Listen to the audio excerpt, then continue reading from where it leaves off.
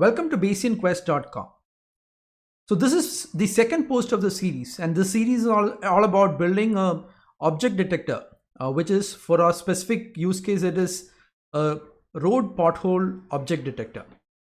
Now in the last post, which is post 1, we got an introduction about what object detection is all about and what are the different methods of object detection. So we just got a snapshot of it. So we started off with some of the legacy methods like image pyramids and sliding windows. And then we also saw some of the advanced techniques like your RCNNs, your YOLO, SSDs, and then TensorFlow object detection APIs, etc. In this post, we're going to cover a very important aspect, and that is data preparation. Now, you might ask, why do we need another post for data preparation? Don't we have publicly available images? Yes, obviously, there are publicly available images like, say, for example, COCO dataset is a very widely used dataset for object detections, where it has got its bounding boxes for very common objects. However, our use case is a very specific use case, and that's to prepare an object detector for road potholes. And we don't find data sets for such use cases. And also, the publicly available data sets which you find are for very common objects. Now, if you want to do a specific project for yourself, say for example, you are in a manufacturing plant and you want to build an object detector for defects in a specific part, you might not have a publicly available annotated data set for that, and therefore you have to resort to building your own data set. And this post is like a practice on how to build your own data set, annotated data set. It's not just about getting the images, but for object detection we need to have that bounding boxes, and that's called the annotations. So you need to have localization of the bounding boxes, and also the classes, like whether that bounding box, the object in the bounding box is a pothole or something else, or for your specific case, so is that a defect which you're going to try to detect, etc. So this is what we're going to learn in this post. And data preparation is going to be very important when you get into these specific custom object detection projects which we're going to do.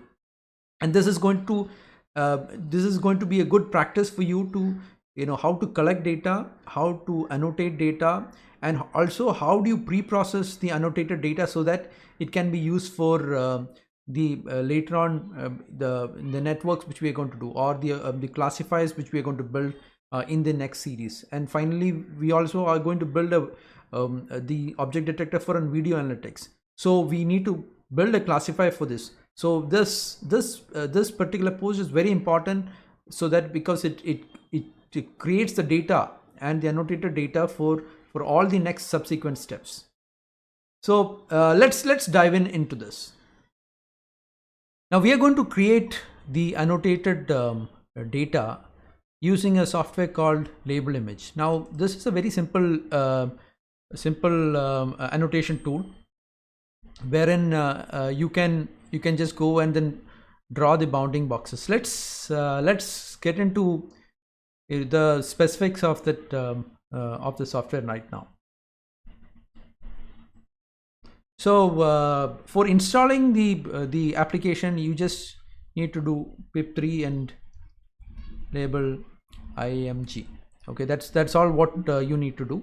Since I've already installed this, I'm not installing it again. But you can find all this all the necessary directions in this website for labelImg. So all the installation methods are there for this, for all the different operating systems you will find there. Now let's get into how you can actually do the label imaging using this labelImg application. Now I've already installed in my Linux machine. So in Linux you just have to invoke labelImg, that's all, and then a window like this open up. opens up. So here what you need to do is you just need to open the directory where you have kept the images. So let's take one of those images. Yeah, I'll take this specific image. So I've all those images are listed down here. So you just have to open the directory. Now all the images are listed here in the right hand side. Let's take the first image. So this is the first image. Now the annotation is so simple. So you just have to click on this box and then select the image. So a box opens up asking for what you need to annotate. So here you will annotate as potholes. Okay, click. Okay. Now there are other objects also here, like your vegetation, which you will find in the roads. So let's annotate that as vegetation. So that is vegetation. So again you find more vegetation or trees. Let's say tree.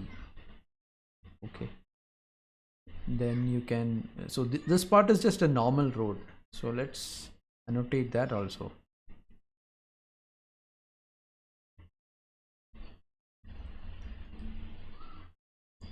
Normal road. So similarly you can annotate all the objects which you want like this, and then you save it. So once you save it, it saves as a XML file. So I'm just saving this. So let's go to the directory and see how the files are kept. So let me go into the specific directory.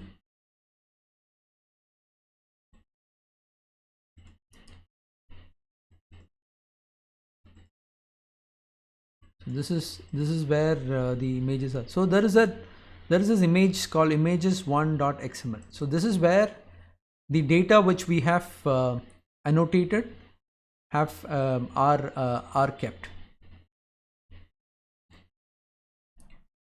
So similar to the first image which we annotated, I've annotated all the images which I have and I've kept it in this specific folder. You can see all those XML files related to each of those images. So this is the first image, and the XML files related to that. Let's open one of these XML files and see what does it contain. So this XML, so this is the XML file. So it contains the name of the file, which is the JPG format, and the other specifications like your width and height of the image. So this is the overall dimensions of the image.